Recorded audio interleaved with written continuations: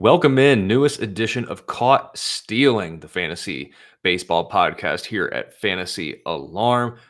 To my left, Matt Selz at the Selzman over on X, and I'm Colby Conway at Colby R. Conway over there on the X Mobile, formerly known as the Twitter machine over there. But Matt, we are all officially on Paul Skenes' watch. We talked about him a little bit last week, worked up to 6 innings. We'll talk about him a little bit here coming up because he's also, I'd say, a rather focal point of your updated prospect report that you can see over at fantasyalarm.com. But before we talk about Paul Skenes, a couple of players actually in the big leagues I want to talk about.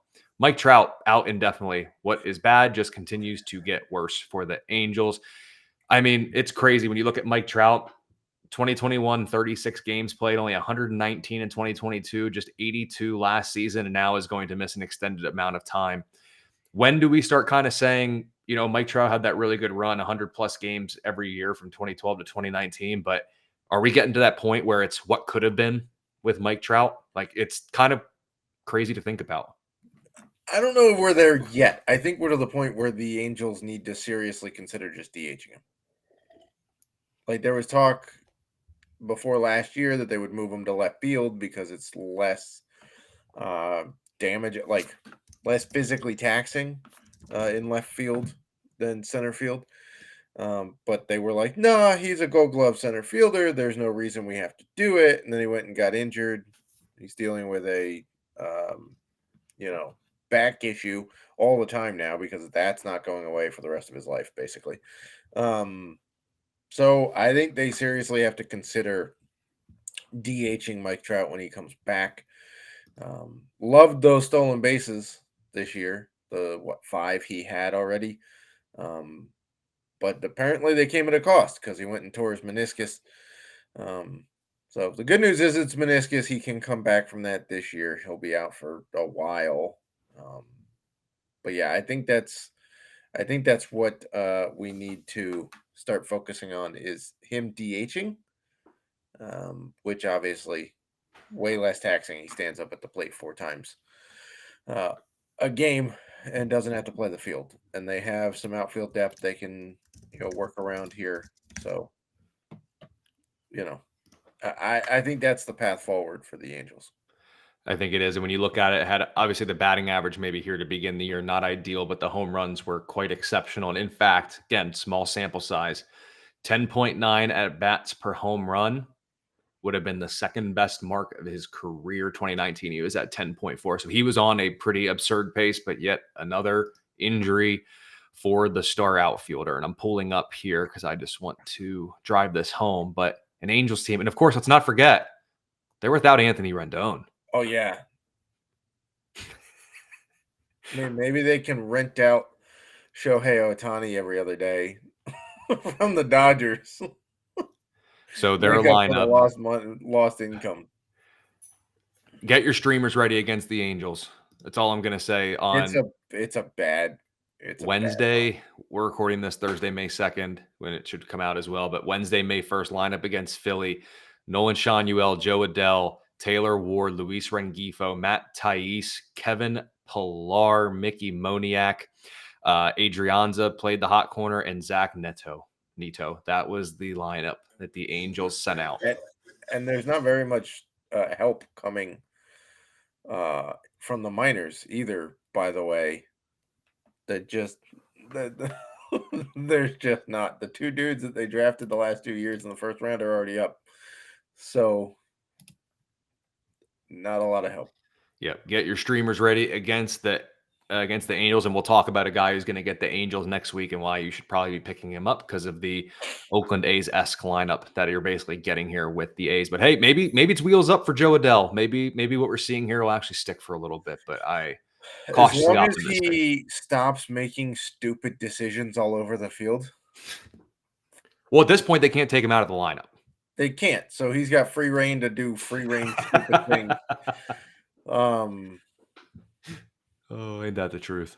I don't know what Ron Washington's going to do with him because he made that comment where it's unacceptable and he's made like 3 more stupid base running mistakes or, I don't know.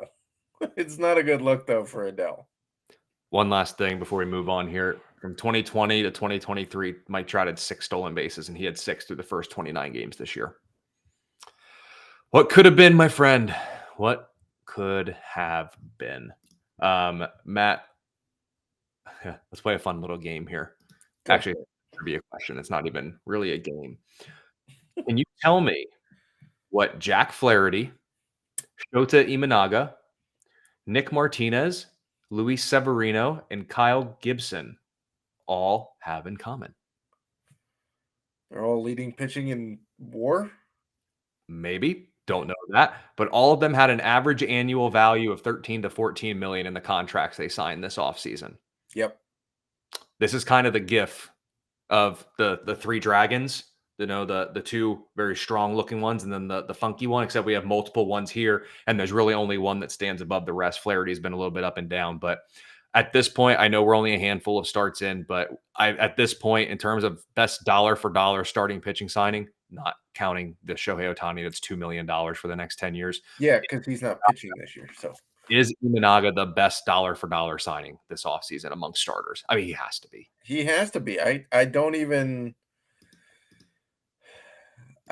know who would be next on that list in terms of I don't know. So if we maybe- remove Ohtani, Snell, again, average annual value, Snell's at 31 million, Yamamoto's at 27, Gray and Montgomery at 25, Nola at 24 and a half, Eduardo Rodriguez at 20. You got guys like Lucas Giolito, Michael Wacha, Frankie Montas, and Sean Manaea all making more average annual value than Imanaga. Maybe Jordan Hicks at 11 million. He's had a pretty good start to the year. You could maybe look at him. Yeah. If you get down, you start pick like Eric Fetty's at 7.5 mil. I mean, Spencer Turnbull at 2 million looks pretty good thus far. But in terms of like moving just beyond this year, I mean, Imanaga is a budding ace, and he's at 13.2, 4 years, 53 million is the deal he signed. Yep. Exceptional. It's amazing. I'll go for those super young, shiny toys like, Yamamoto, who is going to be fantastic. Mhm. Don't get me wrong. He's going to be fantastic. There's an adjustment period to moving over. The difference with Imanaga is he learned how to pitch with lesser stuff in Japan that carries over to the majors better than trying to overpower major league hitters and get used to a ball, right? He's looked fantastic, and now he's making headlines because his favorite thing in America is that he can make right turns on red. I don't know if you've seen this. That was on an MLB interview this morning. And then he's also quoted as saying when he got to New York, the view out of his hotel room looked like from Spider-Man. So he's like, oh, Spider-Man's from here. Gotta love. I mean, Imanaga is just fantastic. Personality-wise, on the mound, he's filthy. Like, it's just cartoonish what he can do with a baseball. So, is there going to be a little bit of regression? I think so. I think the second time facing some teams, there's going to be a little bit of regression. But right now, it's not even close. He is easily the best dollar-for-dollar signing in the pitching market this offseason. Yep, obviously rides his four-seamer and his splitter. He'll mix in a couple of other offerings in there as well. But through 5 starts, he's got a .78 ERA, a .75 WHIP. He's allowed 3 earned runs across 6 starts with a 35-4 strikeout to walk by the way, ratio. he is the first pitcher in the history of baseball, or the first pitcher since it's the first pitcher since Fernando Valenzuela to have this low of an ERA through their first 6 major league starts. And I mean, you look at it too. I mean, sure, he's faced Colorado and Miami. Sure, he's got a cupcake in there, but was fine against the Dodgers, albeit only threw 4 innings. I don't remember why he got pulled from that one. Only logged 43 pitches in that one. But other than that, I mean, carved up Seattle, just carved up the Mets, carved up Boston. I mean, he hasn't allowed more than 5 hits in any outing. 5-5, 5-3, 2-2. Yep. Just exceptional. Yep, I'd agree. I'm looking at some other values here as I look over here. Like I said, you could look at Turnbull at 2 million, but long term, I'm not really high on him. Jordan Hicks at 11 seems like a fair deal. I get Imanaga's 30. Maybe that's why he got the 4. But we're looking at this point now of how the heck did he only get 4 for 53? I mean, decorated career, still only 30, not terribly old by any That's what the means. Cubs do. They signed. Look at the Seiya Suzuki contract. Yeah. It wasn't like you look at the Masataka Yoshida deal that the Red Sox signed with him the same year that Seiya came over, and it's like twice as expensive as Seiya's deal. This is what the Cubs do. They find value. They're shorter deals, gives them a little bit of wiggle room, and they get quality players. It's a hard formula to argue against. And obviously, we talk about the Mike Trout injury. Nolan Jones also on the injured list. For updated injuries, head over to Fantasy Alarm. Check out the Fantasy Baseball injury report that I'll have updated later on Thursday or potentially Friday morning. That'll be updated there for y'all to see. And let's head down on the farm with Matt Selz' updated prospect report over at Fantasy Alarm. A lot of key names. I mentioned the main one earlier. We're going to circle back around to it. His name's popping up in our Discord channels, which you can join if you become an All-Pro subscriber today over at Fantasy Alarm. But Pittsburgh right-hander Paul Skenes, we had talked about. Pittsburgh likes to slow play their pitching prospects, but at this point, I don't know what else Paul Skenes has to prove. I know he allowed that 1 earned run. How dare he? He stinks. Probably needs 17 more starts now because he allowed that 1 earned run in the start that, let me remind you, you went to Yes. and you caused. So Thank you. thanks. Yep. Thanks from everyone here. But we are officially on Paul Skenes' watch. The number of starts that he should make in AAA before being called up, we are firmly down to one hand. And I don't even think a couple of the fingers are even included. Yep. I think it's 1 or 2 more starts. He's coming up. Priority add, Matt, at this point. We're close enough now that you just got to add him, and we're willing to drop someone of value because he's likely coming up sometime soon. Yeah, he's going to make probably 1 more start in AAA. I don't see that there's anything else for him. I know earlier in this year I was like, well, there's not really a point. But then they got off to a hot start in the winnable NL Central. And if you add that guy to the front of your rotation, it becomes an even more. I still don't know if it's winnable is the right word, but you can certainly compete. And the rest of the NL is giving you wild card spots. I mean, for God's sakes, my Nationals are a half game out of the wild card right now. Mm-hmm. Okay. They don't have a Paul Skenes coming. They do have Cade Cavalli coming. Also in this week's prospect report. But yeah, you got to add Paul Skenes. If he's available in your league, I would add him. If somebody drafted him and then saw that he was going to be slow played a little bit and dropped him, I would add him back. Clearly, he's let me put it this way. If you are in a dynasty league or a keeper league and he is available, you should A, pick him up, and then B, look for other leagues to join, because there's no way he should be available in those formats. Redraft, I would get him now. I think that's the right way to approach it. And Adding him. in terms of something of value, I'm not dropping a guy who's constantly on your starting lineup for him. If you have a guy who's currently on your bench and kind of fluctuates between bench and starting, I would drop that guy for Paul Skenes. But if you have a starter who you've not once put on your bench, not because you couldn't, but because they've been decent enough to keep him in the starting lineup, not dropping that guy for Paul Skenes. Yep. At this point, the call up is coming up soon enough. It's worth having the 0 for a little bit. It should only probably be a week and a half at most till we get Paul Skenes there. One of the prospects that I know we talked about back leading up to the season that we were both pretty excited for, Kyle Manzardo, has been on a torrid pace of late coming up, and the power's back, which is the big thing. We know Cleveland can use some power. They need some help. You could slot Manzardo in at DH in the big league lineup and say, don't leave your glove in the clubhouse. Bring the bat. That's all we need from you. So what are we thinking about Kyle Manzardo here with what he can provide at a corner infield spot? So this one's a little bit more complicated. He is not currently on the Guardians 40-man roster, according to both Spotrac and Fangraphs. So that means they would have to make a move. They would have to DFA somebody, or move somebody from the 15 or 10-day IL to the 60-day IL, because that's the main difference, is it kicks them off the 40-man roster. So in order for Manzardo to get called up, they would either have to DFA somebody to clear a spot on the 40-man roster, and then depending on who it is, hope they clear waivers so that they actually retain them. So that's a little bit of a stepping stone, but the talent is showing through again, right? We talked about it where he kind of got muddled up in Tampa Bay. He was doing well, and then he kind of hit I don't know, a stall, I guess we want to call it, in his development before the trade last year. The power, I don't know if it's as real as what he's showing right now in AAA. I don't know if you're talking about a 30 home run hitter, which is the pace he's on right now. I think you're talking more of like a 25, maybe 22 home run guy, but the batting average is legit. You could put him in the middle of the order. He's not going to kill you in batting average. He's going to drive in some nice runs. Their DH right now is Estevan Florial. I think you could probably get a better bat than him in there.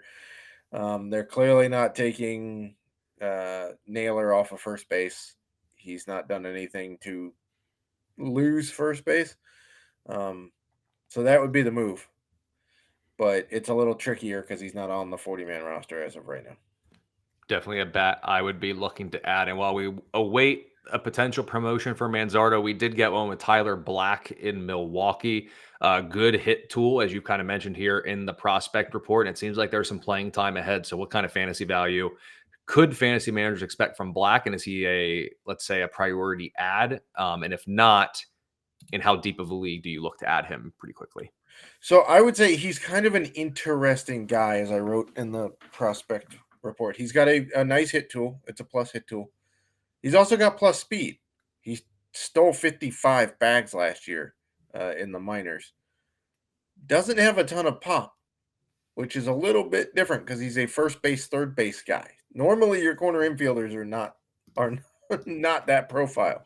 But Milwaukee doesn't really care, right? They're going to put ball players on the field. The guy's a ball player. He'll fit in a variety of spots. For them, they have openings in that lineup. So I think he's up for the longer haul. I don't think it's just like, oh, hey, we had an injury. We're going to call this guy up, kind of like Jordan Beck in Colorado. So if you need speed, I would look at Tyler Black. If you need some average, I would look at him. He's not really going to help you in pop. So don't be like, oh, he's a first baseman. I'll get 25 homer pop out of him. Obviously aggregated over the, or prorated over the season. He's not that guy. He's going to give you some steals. He's going to give you some average. And the Milwaukee lineup is doing pretty decently right now. Yep. I would say so myself. So check out the full prospect report over at fantasyalarm.com. You mentioned Jordan Beck. You can see his name in there. You can see a couple of Nationals players in there, as well as a rather prized pitching prospect from Chicago moving up a particular level. Keep an eye out on Cade Horton at any point. By the way, I am loving the offseason trades I made in my keeper league right now. I traded Leody Taveras for Cade Cavalli. Liking that, because good news on Cavalli starting to rehab. And then I traded Brian Bayo, 2 years of Brian Bayo for a bunch of years of Cade Horton. So liking that. Unfortunately, Bayo got injured. But yes, liking that. Yay or nay to both Cade Cavalli and Cade Horton being up by season's end? Yay. Okay. Cavalli will be up. Assuming everything goes smoothly with the rehab starts, Cavalli should be up by probably third or fourth week in June.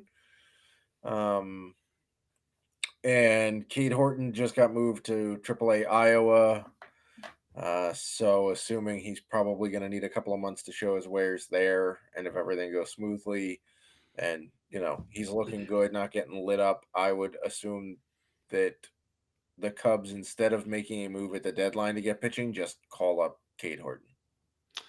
think that's fair enough. And over at Fantasy Alarm, along with the Fantasy Baseball Injury Report and the Fantasy Baseball Prospect Report, you probably saw Howard Bender's waiver wire article. So make sure you check that about guys you can add from your Fantasy League's free agency to your team. But Matt and I want to chime in a little bit there as well. So Matt, a couple guys as we head into the weekend and moving forward, who are a couple guys you have your eye on potential pickups to help your old fantasy team? So one of them's going to be a hit. I'm going to double dip here a little bit. One of them's going to be a hitter. We've ragged on the White Sox quite a bit this season, and for good reason. They've not been great, although props to their fans for showing up. I saw some pretty full stadiums in south side of Chicago there. Corey Lee, their catcher, former Astros catching prospect. He's got 3 homers so far this year. He's hitting 255, which is pretty nice for really anybody, but especially a catcher. If you are in a 2-catcher league, you probably need some help because the catching landscape has not worked out the way that we all thought it might. If you're in a 1-catcher league, I would look at him in deeper 1-catcher leagues. 10 team 1-catcher leagues, probably not adding him. 12 team or above, I would take a shot at him. If you're in a 2-catcher league, I would definitely add him. Corey Lee, doing well. Plus, somebody's got to get hits for that White Sox offense, right? I mean, somebody has to hit, whether he's DHing or playing catcher. The second one, so Corey Lee on Fantrax is rostered in 8% of leagues on Fantrax. This guy is rostered in about 50% of leagues on Fantrax. It's Mitchell Parker, starter for the Nats. He's come up through 3 starts, has a 1.69 ERA. He's looked really quite good. He's a crafty lefty. He doesn't overpower people, but still strikes a decent amount out. And the Nats need pitchers in their rotation at this point. So I would take a look at him if you need some pitching help, which we all do, especially since Grayson Rodriguez went on the IL. I would look to add Mitchell Parker as well. If you are in a deeper league and you want some more pitching beyond Mitchell Parker, I'm going to take a look at Quinn Priester. Deeper formats only. There's a lot of concern.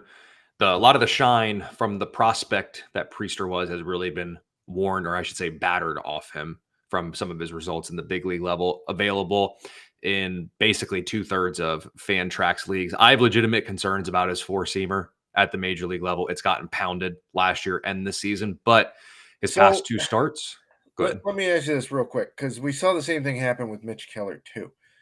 Do you think it's a pitching coach issue with the Pirates? Because all of these pitching prospects come up and they look great in AAA, and then they get to Pittsburgh, and we've heard previously that their pitching coach loves just pounding fastballs, just go like heavy fastball approach, and then none of their 4-seamers work out at the major league level. So is this a systemic issue with Pittsburgh, or because I it's mean, Keller, it's Priester, it was Garrett Cole looked like not so great when he got to Pittsburgh and then blossomed everywhere else.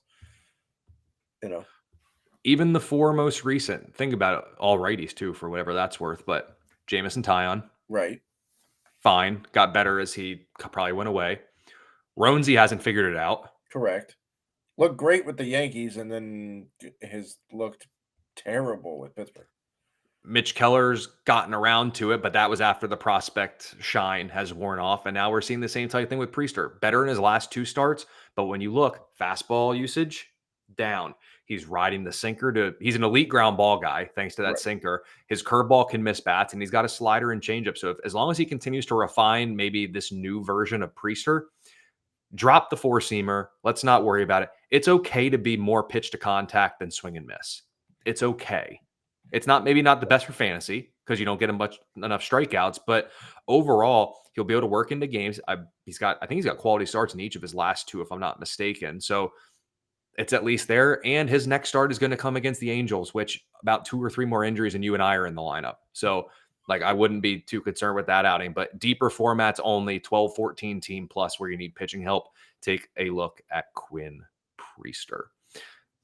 And Matt, we doubled up here on the streamer option for the weekend, so we kind of both throw some information there if you want about him. But it's a particular Arizona righty. I hate that he's going against Dylan Cease, but boy, I love the matchup against San Diego.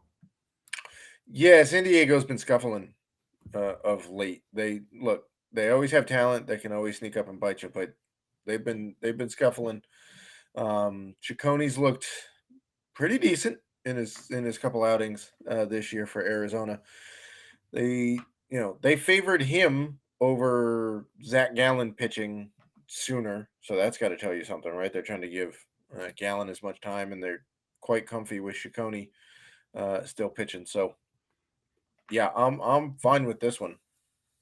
Yep. Solid. Padres are solid against righties overall for the season, but last 2 weeks scuffling a little bit. 235 overall, and then below average 92 WRC plus and 292 WOBA. And Sacconi's got back-to-back quality starts, and he's shown that he can miss bats. So, quality start, 4 or 5 strikeouts against the Padres, that will get it done as a streamer, and that start will come on Friday. So kick off the weekend vibes with a good start from Sacconi. But take a look at Sacconi as your streamer. Get Priester and Corey Lee and Mitchell Parker on your roster, especially if you need some catching and pitching help. Acquire Paul Skenes, or I should say add Paul Skenes at whatever cost if he's available in your league still. Keep an Yeah, I eye don't out. think you're going to be able to trade for him. I don't Yeah, think that's happening. no chance. That window's long gone. Look at Kyle Manzardo or Tyler Black if you need some corner infield help. Black's obviously with the big league team now, so if you like JG Wentworth need cash now, if you need at bats now, take a look at Tyler Black. But Manzardo could be on the future. And check out the fantasy baseball injury report. You got Mike Trout, Grayson Rodriguez, Nolan Jones. It never ends. I'll keep it updated over at Fantasy Alarm. Check out Matt's prospect report and all the great content that we have over at fantasyalarm.com. Become an all-pro subscriber today. Like and subscribe the YouTube. And last but not least, give Matt Selz a follow over on X at the Selzman. I'm at Colby R. Conway, and we will see you next week in a new fantasy baseball scoring period with the newest edition of Caught Stealing.